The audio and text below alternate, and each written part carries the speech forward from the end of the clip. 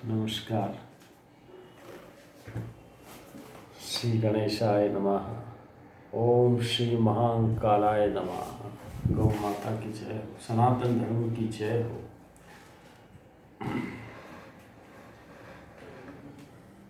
हरि ओम नमः शिवाय।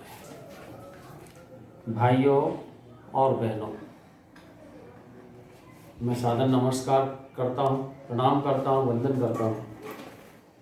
मैं पंडित डॉक्टर दिलीप कुमार शर्मा, ग्रेटर वैशाली इंदौर से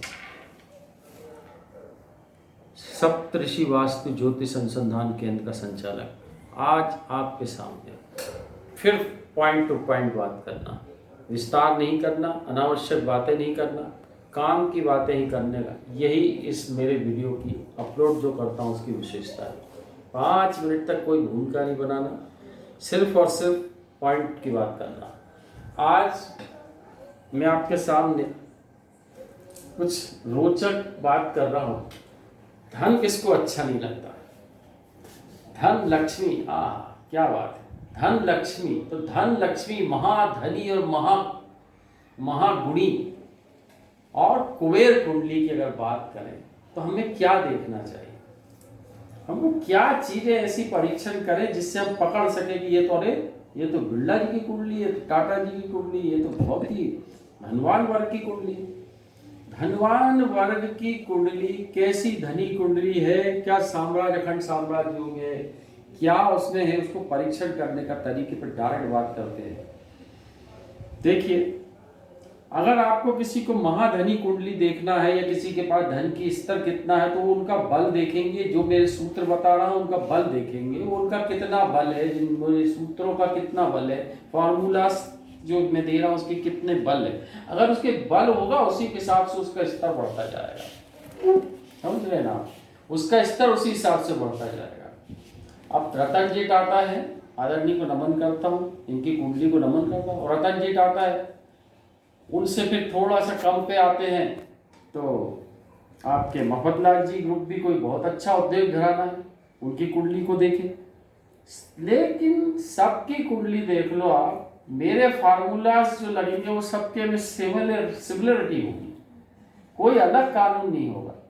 उसका स्तर बस बदल जाएगा, किस स्तर का वो फार्मूला लग रहा है, अप्लाई कर रहे हैं, है ना। अब जैसे अपन धीरू भाई अंबानी जी को नमन करता हूँ, उनकी कुंडली देखें तो उनकी कुंडली में अगर देखें तो थोड़ा सा परिश्रम दिख रहा है, क्योंकि वो एकदम डायरेक्ट नहीं बने, उन्होंने परिश्रम किया है, अपने हाथ से स्तंभ खड़ा किया है, किंग बन गए, पेट्रोलियम के किंग बन गए, है ना। तो उनका मेहनत का फल है, शुरू में ताकत हुई, उन्होंने भी काफी काम मेहनत की। आज लेकिन मैं बचपन से सुनता आ रहा हूँ, टाटा बिरला, मेरे पिता बोलते थे। टाटा बिरला थोड़ी है, टाटा बिरला एक बहुत महान हस्ती है, देश में उनका बहुत अच्छा योगदान है, बहुत अधिक टैक्स दिया उन्होंने और दानी कर्मी है। तो हम देखेंगे आज कुंडली बिरला जी, घनश्याम बिरला के पौत्र आदित्य जी, आदित्य बिरला है, आदित्य बिरला जिसका नाम ही सुनता है, और उनके पुत्र। तो अपन उनकी अगर कुंडली की बात करते हैं, है ना, अपन उनकी कुंडली की बात करें या किसी बिल गेट्स हुई, इनकी कुंडली की बात करें तो क्या होगा, हमें उनमें क्या देखना पड़ेगा। अब ये इनका जन्म हुआ है, इसकी कुंडली अपन बनाएंगे आप ही के सामने, है ना। तो आदित्य बिरला के पुत्र, उनके जो बच्चे हैं, उनके पुत्र 14 जून 1967 को कैलकाटा में इनका जन्म हुआ था, कैलकाटा में इनका जन्म हुआ था। अब देखना है, कुंडली अपन बना रहे हैं तो कुंडली में क्या विशेषता है। अब आपको एक सूत्र बता देता हूं पहले, जो मैं फार्मूले की बात कर रहा था, डायरेक्ट कुंडली पर नहीं आता। और कुंडली आप बनाते हैं तो ग्रह जो भरते हैं ना, आप कुंडली डायरेक्ट मत बनाओ। मेरा सिद्धांत है कुंडली हाथ से बनाना चाहिए। कंप्यूटर की बेशक कैलकुलेशन अच्छी होती है, उसको हम टेपा अपने हाथ से बनाए ताकि हमको ध्यान रहता रहे कि कौन सा ग्रह कहाँ बैठ रहा है, उसकी क्या पोजीशन। एक साथ ग्रहों को अगर छोटे लोग देखेंगे तो वो एक साथ ग्रह उसको भारी पड़ेंगे, कठिन पड़ेंगे। तो अपन योग कौन से होते हैं, योग कौन से होते हैं, देखिएगा लग्न सबसे बड़ी बलशाली होना चाहिए। एक तो लग्न बलशाली होना चाहिए पहला, दूसरा उसका धन भाव का संबंध लग्न से है क्या, या इनका आपस में मैं जो जिन जिन भाव का बता रहा हूँ उनका आपस में कोई लग्न का संबंध आ रहा है। जैसे लग्न का संबंध, लग्न बलशाली है एक बात, धन भाव को हम अब क्या करेंगे, प्रत्यक्ष कुंडली आपके सामने बनाएंगे। मेरा विचार ये रहता है कि अपन उसको कुंडली में अपन सब ग्रहों को सामने बनाए, और कंप्यूटर की कुंडली की कैलकुलेशन सही होती है।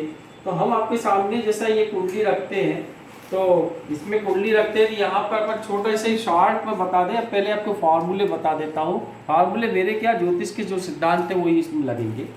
हमें जब किसी धन भाव को चेक करना हो, किसका धन भाव अच्छा है या कैसा है, कमजोर है, कर्ज है। अमिताभ जी को बहुत अच्छा धन का है, लेकिन उनके कर्ज का भाव खराब हो गया था, तो एक बार उनको भी कर्ज, बहुत लंबा चौड़ा कर्ज आया था। तो उसका अपन कभी और डिस्कस करेंगे। तो आज अपन जो कुंडली कर रहे हैं, कुमार मंगलम जी की कर रहे हैं, उसमें दिखाएंगे 4 नंबर की कर्क लग्न की कुंडली है। आप कर्क लग्न की कुंडली में देखेंगे कि राजयोगकारी को योगकारी ग्रह है, इसमें जरूर योगकारी ग्रह है, तो मंगल योगकारी ग्रह है। हम इसके लग्न में बैठा रहे हैं 4, 5, 6, 7, 8, 9, 10, 11, 12, 1, 2 और 3। अब इसमें देखना है, हमको ग्रह बिठा लेंगे। हमको कर्क लग्न में, कुमार मंगलम जी की कुंडली में कर्क लग्न है, तो इसमें योगकारी ग्रह होता है मंगल, जो कि पराक्रम भाव में बैठा करके किसको देख रहा है, भाग्य स्थान को देख रहा है। अब कर्क लग्न में कौन बैठा है, गुरु बैठा है। गुरु क्या है, 4 नंबर में, देखिएगा गुरु 4 नंबर में उच्च का होता है, तो गुरु उच्च का बैठा है। और शुक्र जो है वो कैसे बैठे हैं, शुक्र लाभेश बैठा है। तो अब क्या हो रहा है, लाभेश और भाग्येश की युति यहाँ बन रही है, और भाग्येश उच्च का होकर के बैठा। मैंने बोला है आपको पॉइंट्स क्या होने चाहिए ज्योतिष के, कि लग्न में भाग्य का संबंध हो, लग्न में धन का संबंध हो, धन का लाभ से संबंध हो, लाभ का धन से संबंध हो, या कोई योगकारी ग्रह का संबंध हो, या केंद्र त्रिकोण का संबंध हो। तो केंद्र और त्रिकोण का संबंध, ये केंद्र का संबंध है, शुक्र बैठा है, और त्रिकोण का स्वामी गुरु भी बैठा है। तो यहाँ पर ये गुरु शुक्र की युति हो गई है, जो पारसी पद्धति सिद्धांत से हो गई है, वे फल रही है। दूसरा, इसकी लग्न के दोनों पार्श्व जो हैं वो बहुत शुभ हैं। कैसे शुभ है, यहाँ पर चंद्रमा विराजमान है और यहाँ पर बुध विराजमान है। मतलब लग्न के दोनों पार्श्व, लग्न के दोनों पार्श्व में चंद्र और बुध बैठे हैं, और यहाँ पर लाभेश धनेश जो है लाभ भाव में बैठा है।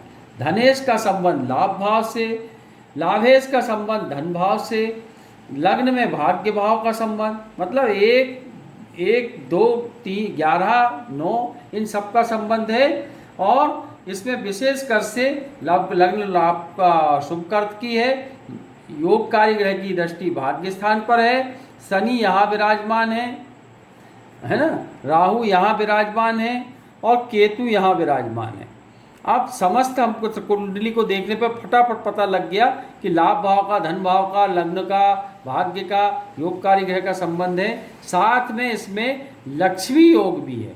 लक्ष्मी योग का मतलब होता है लग्नेश बलशाली हो, भाग्य स्थान का स्वामी, भाग्य स्थान का स्वामी 12 नंबर का स्वामी गुरु उच्च का होकर बैठा है। तो इसमें श्री लक्ष्मी महालक्ष्मी योग भी है।